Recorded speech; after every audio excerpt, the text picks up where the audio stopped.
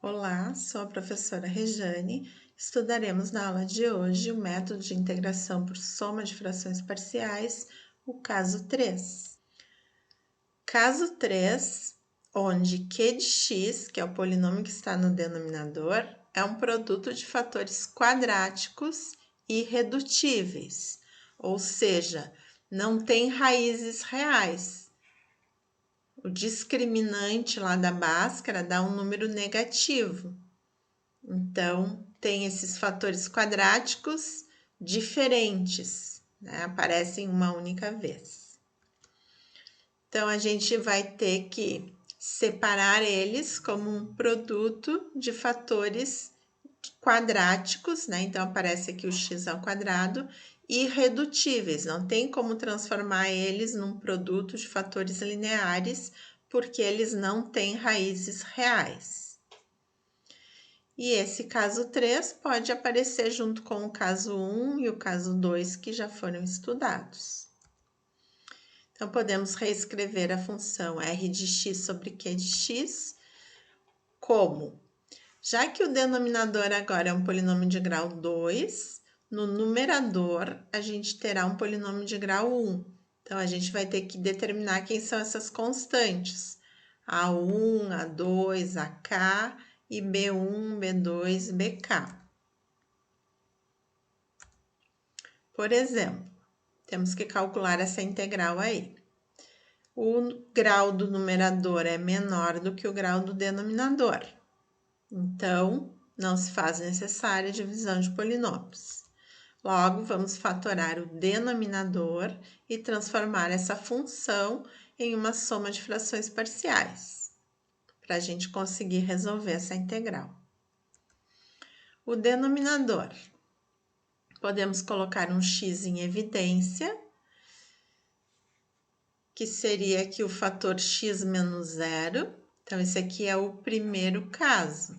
Um fator linear não repetido. E esse x ao quadrado mais 4, se a gente achar as raízes aqui, tentar achar as raízes, a gente vai ver que não tem nenhum valor de x que elevado ao quadrado, somado com 4, vai dar zero. Então, esse aqui é o terceiro caso. É um polinômio de grau 2, irredutível, não tem raízes. Não tem como escrever ele como sendo x menos x1, que multiplica x menos x2, porque não existem essas raízes reais. O discriminante, se a gente fosse fazer a Bhaskara, daria um número negativo. Ou, se a gente quisesse escrever x² mais 4 igual a zero, a gente teria x² igual a menos 4. x² nunca é igual a menos 4, então não tem raízes reais. Então, como é que a gente vai escrever essa única fração como uma soma de frações parciais? O primeiro caso, basta colocarmos uma constante a sobre x. Mas o terceiro caso, não é só colocar uma constante b sobre x² mais 4. É um bx mais c, um polinômio de grau 1, onde eu tenho que determinar quem é b e quem é c. O raciocínio vai ser o mesmo dos outros casos. A gente vai tirar o mínimo, vai determinar aqui quem é A, B e C através de um sistema linear, para depois, então, a gente poder integrar. Então, vamos lá. O mínimo é o produto deles. Quando eu divido esse produto por x, dá o x² mais 4 vezes o A. Quando eu divido esse produto por x² mais 4, dá o x, que vai multiplicar o bx mais c. Aplico a distributiva aqui. Ax² mais 4a mais bx² mais cx. Coloco os termos comuns em evidência. O x² vai ficar multiplicando a mais b. O cx mais 4a. Então, o que eu vou fazer? Vou pegar essa fração aqui igualando a esta. o denominador é o mesmo, só que aqui é a forma fatorada. Vou igualar o a mais b, que é o coeficiente do x², vou igualar a 2. O c, que é o coeficiente do x, vou igualar a menos 1. E o 4a, termo independente, vou igualar a mais 4. Então, resolvendo o sistema, nós ficamos com, direto aqui, o a é igual a 1, o c é igual a menos 1. Se o a é igual a 1, substituindo na primeira equação, a gente acha o b também igual a 1. Então, com essas constantes, a, b e c, a nossa única fração vai ser escrita nesta forma. Então, em vez de integrarmos esta única fração, a gente vai ter que integrar esta soma de frações. E ainda aqui a gente pode separar em duas. Então, eu tenho 1 sobre x dx, que é uma integral que dá direto ln do módulo de x, mais essa outra fração que eu posso ainda separar. Como? X sobre x² mais 4 menos 1 sobre x² mais 4. Aqui eu posso usar a substituição. Se u é x² mais 4, o du é 2x dx. E aqui eu só tenho x dx. Então, eu posso multiplicar por 2 e dividir por 2 aqui na frente, para eu ter aqui exatamente o du, certo? Então, eu vou ter du sobre u, que é a integral da ln do módulo de u, com esse 1/2 aqui na frente. E o u é substituído de volta por x² mais 4. Já esta integral aqui de 1 sobre x² mais 4, que é a mesma coisa que 1 sobre x² mais 2ao², é por substituição trigonométrica. O a vale 2. O x aqui vai ser substituído por a tangente de θ. E resolvendo essa integral, a gente vai chegar em 1 sobre a, que é 2, vezes o arco tangente de x sobre a, né? Que o a vale 2. Então, como eu tenho aqui, cada uma das integrais vai dar uma constante C1, C2, C3, eu posso escrever isso uma única vez, uma constante C.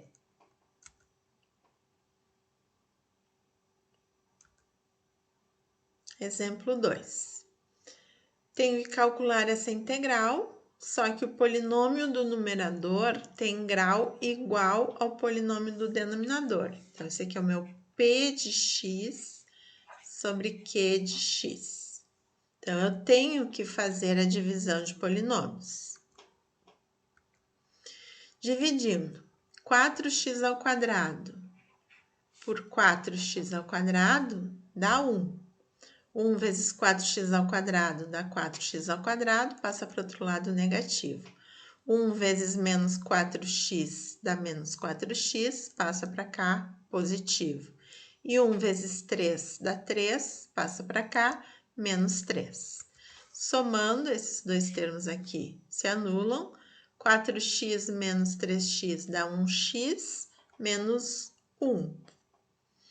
Então, nós temos a parte inteira, agora aqui o resto ficou com grau menor, não posso mais dividir. Então, ficou com a parte inteira, 1 mais esse resto aqui, x menos 1, dividido pelo nosso q de x. Que agora a gente tem aqui o r de x sobre o p de x. Então, em vez de calcularmos essa integral, nós temos que calcular a integral desta soma aqui. A integral de 1 é 1 dx. Então, estamos separando. E essa outra integral aqui, Agora, o grau do numerador ficou menor do que o grau do denominador. Então, a gente vai ter que resolver essa integral. De que maneira? Então, a primeira integral sai direto, que é da x. Na segunda integral, precisamos utilizar o completamento de quadrados, pois o denominador é um polinômio quadrático irredutível. Se a gente tentar achar as raízes aqui, a gente não vai encontrar valores reais. O delta, quem é o delta? É b ao quadrado menos 4 vezes a vezes c. Então, vai ficar 16 menos 4 vezes 3, 12, vezes 4, 48. Então, o delta é igual a menos 32, menor do que zero. Então, esse aqui é um polinômio irredutível, quadrático, né? Tem grau aqui 2. Então, não tem como reduzir ele. Não tem como transformar em um produto de fatores lineares. Se fossem raízes reais e distintas, seria 2 fatores lineares do primeiro caso. Se fossem raízes reais e iguais, seria o segundo caso. Como são raízes aqui no campo dos complexos, ou seja, não tem raízes reais, então é o terceiro caso, polinômio de grau 2 irredutível.